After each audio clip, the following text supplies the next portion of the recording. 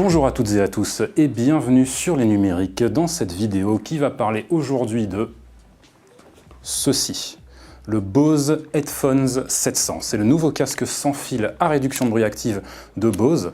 Un casque très attendu s'il en était puisque c'est le successeur du très célèbre Quiet Comfort 35, QC35 pour les intimes, ou même QC35-2 si vous pensez à la toute dernière révision du casque qui est sortie. Et ce casque-là, pourquoi il était attendu? Parce que il faut se rappeler qu'il n'y a pas si longtemps que ça, il y a quelques années tout juste, Bose c'était vraiment le roi de la réduction de bruit active. C'était un peu la marque qui avait l'hégémonie sur la réduction de bruit active. Quand on disait réduction de bruit, on pensait Bose, on pensait Quiet Comfort. Mais tout ça, ça a été vrai jusqu'en 2016, où en 2016, sur ce marché, il y a un petit nouveau qui s'est pointé, un petit jeune du nom de Sony, donc pas si petit et pas si jeune en vérité, qui avait vraiment mis un sacré coup de pied dans la fourmilière en sortant un casque qui avait une super qualité sonore, qui avait une super réduction de bruit active, et qui du coup bousculait Bose sur son trône. Depuis, il s'est encore passé quelques années. Cette concurrence de Sony, elle est arrivée à son paroxysme l'an dernier avec, vous vous en souvenez sans doute, la sortie du WH-1000 XM3, celui-ci, qui est vraiment un casque qui a eu un succès énorme, aussi bien auprès des testeurs que du public. Et du coup, il était plus que temps que Bose réagisse à cette concurrence, et le résultat, donc, c'est ceci. Alors, ce Headphones 700, le truc qui saute aux yeux dès qu'on le voit pour la première fois, évidemment, c'est son design, qui pour le coup a vraiment un petit côté révolutionnaire pour Bose, parce qu'on sait que tous les casques Bose, jusqu'à maintenant, ils se ressemblaient un peu tous, et ils avaient un design pas moche, mais on va dire très efficace et fonctionnel. Là, on voit que de ce point de vue-là, il y a un vrai effort qui a été fait sur ce modèle-là. Alors, est-ce que esthétiquement c'est une réussite ou pas? Je laisse chacun en juger par soi-même. Ce que je peux vous dire en tout cas, c'est que la qualité de fabrication, elle est excellente. Les oreillettes là sont en plastique. Alors attention, il ne faut pas se faire abuser par la peinture imitation métal, mais c'est du plastique de très très bonne facture. L'arceau, lui, est réellement en aluminium. À son propos, j'ai juste un tout petit regret, c'est que je le trouve un peu fin, et ça fait que quand on porte le casque sur la tête, on le sent légèrement appuyé sur le sommet du crâne. Alors, c'est vraiment rien de fondamentalement gênant, on peut quand même le garder sur la tête pendant des heures sans qu'il y ait aucune gêne, aucune douleur qui se manifeste, mais c'est vrai que le confort est un tout petit peu moins royal que sur le QC35. Là-dessus, on peut dire qu'il y a un sacrifice minime certes, mais tout de même, qui a été fait sur l'autel du look. Petit défaut, le casque n'est plus pliable. Ça fait qu'il est un petit peu plus encombrant quand il est rangé, mais en même temps, il reste d'une compacité tout à fait convenable. Et il y a un autre élément sur lequel Bose a cédé un petit peu à l'air du temps, ce sont les commandes tactiles. Désormais, les commandes principales, ce ne sont plus des boutons, c'est une surface tactile, celle-ci, la moitié avant de l'oreillette droite. Alors quand on le dit comme ça, on peut craindre que cette surface, elle est un peu petite, on peut avoir l'impression que le capteur tactile elle était un petit peu mis là au chausse-pied. Pourtant la vérité à l'usage, c'est que cette surface elle marche vraiment très très bien en fait. Quand on porte le casque, elle tombe très naturellement sous le doigt, les commandes sont reconnues de façon hyper réactive, c'est vraiment très très agréable à l'utiliser. Donc play, pause, morceau suivant, morceau précédent, réglage du volume, tout fonctionne au doigt et à l'œil. C'est le cas de le dire. Malgré ça, il y a tout de même 3 boutons mécaniques qui sont conservés. Un pour l'allumage-extinction, l'autre en dessous pour l'appel de l'assistant vocal, au choix Alexa, Google Assistant ou l'assistant de votre téléphone, donc ça peut être Siri, ça peut être Bixby, ça peut être tout ce que vous voulez. Et enfin, un dernier bouton pour le réglage de l'intensité de la réduction de bruit active. Petite remarque au passage, ça veut dire que vous pouvez bel et bien en même temps sur votre casque avoir accès au réglage de la réduction de bruit et à l'appel de l'assistant, ce que ni le QC35 ni le Sony WH-1000 XM3 ne proposent. Donc ça, c'est un bon point. Toutes ces commandes et bien d'autres choses peuvent se configurer via l'application mobile Bose Music, application mobile qui marche très bien, mais à propos de laquelle je voudrais quand même passer un petit coup de gueule. Elle a un truc très irritant, cette application, c'est qu'elle refuse de fonctionner tant que vous n'avez pas créé un compte Bose en ligne avec une adresse email valide. Aucune raison à ça, fonctionnellement ça n'apporte rien, la seule justification qu'on puisse trouver c'est que ça permet à Bose de gonfler gratuitement son fichier d'adresse client. C'est un petit peu grossier. Mais en vérité, au bout d'un moment, tout ça c'est secondaire. Nous, ce qui nous intéresse le plus, c'est ce qui se cache sous le vernis. Et là-dessus, en vérité, ce casque, c'est pas vraiment une révolution. Et il propose finalement beaucoup de choses en commun avec le QC35.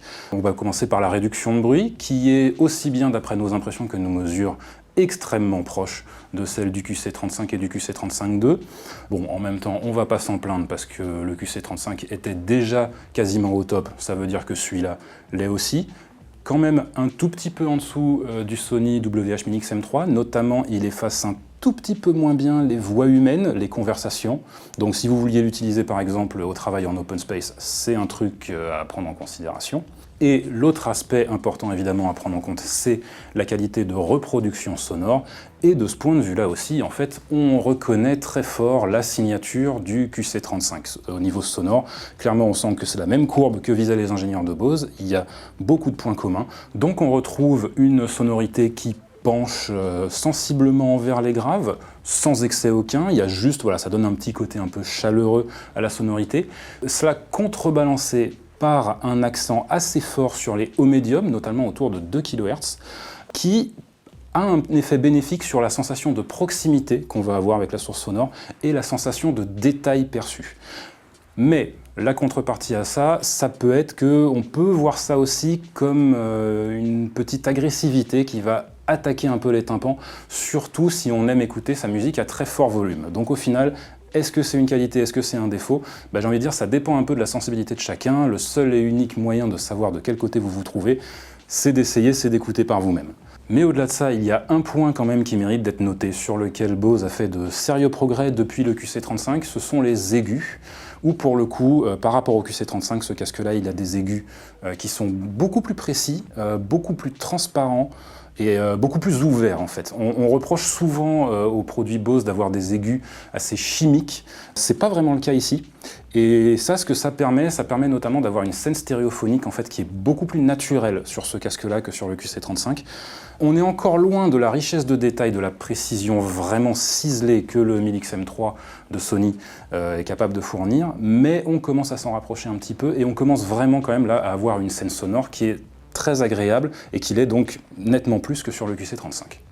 Alors du coup, je pense que vous l'avez compris, au final, ce Bose Headphone 700, c'est un excellent casque sans fil qui ne chamboule rien sur le marché des casques sans fil à réduction de bruit active, mais qui simplement égale les autres références. C'est une nouvelle référence parmi les autres, avec le QC35, avec le WH-Mini XM3 sur ce marché.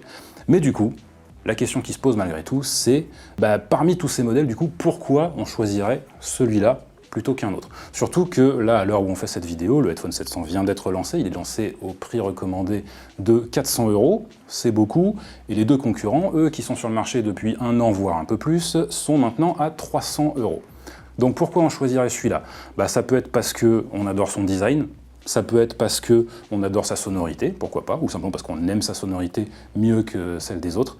Mais ça peut aussi être pour un autre élément dont je ne vous ai pas encore parlé, et c'est le kit main libre. Et pour que vous compreniez ce que je veux dire par là, on va aller prendre l'air quelques secondes.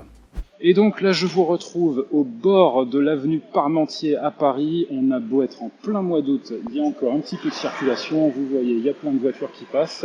Là, il y a une petite fourgonnette qui va passer à l'instant, voilà, ça fait un petit peu de bruit. Je suis en train de m'enregistrer, vous avez remarqué, j'ai plus de micro, je suis en train de m'enregistrer avec le dictaphone de mon téléphone via donc le Headphone 700. Là, il y a quelqu'un qui vient de klaxonner et malgré tout, vous devez pouvoir réussir à comprendre ma voix sans trop de problèmes. Vous comprenez ce que je vous dis et ça, c'est vraiment ce que quelqu'un à qui vous êtes en train de téléphoner entendra aussi au bout du fil. C'est vraiment un truc assez extraordinaire pour un casque sans fil. On n'avait vraiment jamais vu un kit main libre qui soit capable de filtrer aussi efficacement la voix de l'utilisateur seul, de couper tous les bruits extérieurs et vraiment de faire des conversations aussi claires et intelligibles en presque toutes circonstances. Ça, pour les gens qui sont accros au téléphone, ça peut faire une très très importante différence. Et donc voilà, si vous êtes un accro au téléphone et que vous pensez donc que c'est ce casque-là qu'il vous faut, je vous donne pas tort, c'est un 5 étoiles. Pour rappel, c'est le Bose Headphones 700, il est disponible dès maintenant dans le commerce. Prix public conseillé 400 €, disponible en gris ou en noir. Et évidemment, pour plus d'informations et tous les détails à propos de ce casque, je vous invite à aller lire le test complet sur les numériques.